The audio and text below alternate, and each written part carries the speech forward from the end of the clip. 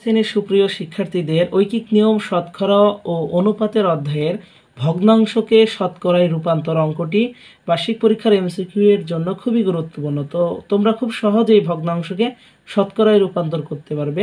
তো আমরা জানি শতকরা মানে কোনো কিছু একশোতে কত, একশোতে কত সেটাই হলো শতকরার রূপ।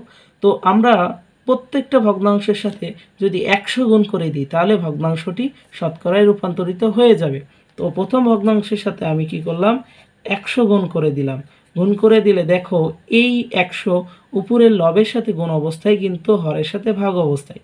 আর আমরা যদি ভাগ অবস্থায় কি কাটাকাটি যাবে, তাহলে 10 দিয়ে 100কে যদি আমরা কাটাকাটি করি তাহলে 10 হয়, এবং 10 এবং 6 গুণ করলে 60 হয়, এবং 100 গুণ করার কারণে আমরা এখানে পার্সেন্ট দিব। তাহলে প্রথমটির উত্তর হলো 60%। ঠিক পরের ভগ্নাংশেও আমরা কি করব, 100 গুণ করে দিব। গুণ করে দিলে দেখো কাটাকাটি যাবে, 5 20 100, এই 20 আর 4 গুণ করলে হয় 4 20 80%।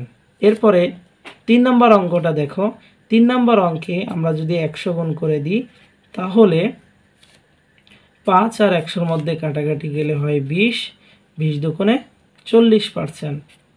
এরপরে দেখো যদি মিশ্র ভগ্নাংশ থাকে তাহলে প্রথমে আমরা কি করব, ভগ্নাংশটাকে ভেঙে নিব।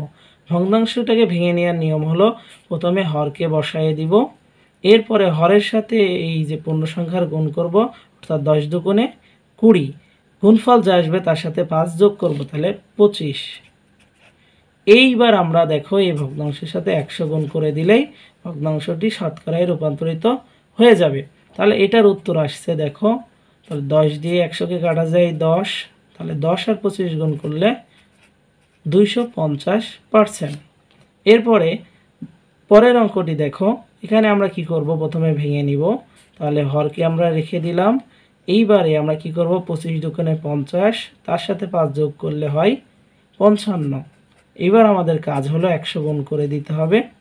তাহলে 25 4 25 100 হয়, 4 আর 55 যদি গুণ করা যায় তাহলে উত্তর আসে হলো তোমার 220%। পরের অঙ্কটি কত হবে তোমরা আমাদেরকে কমেন্টে জানিয়ে দাও।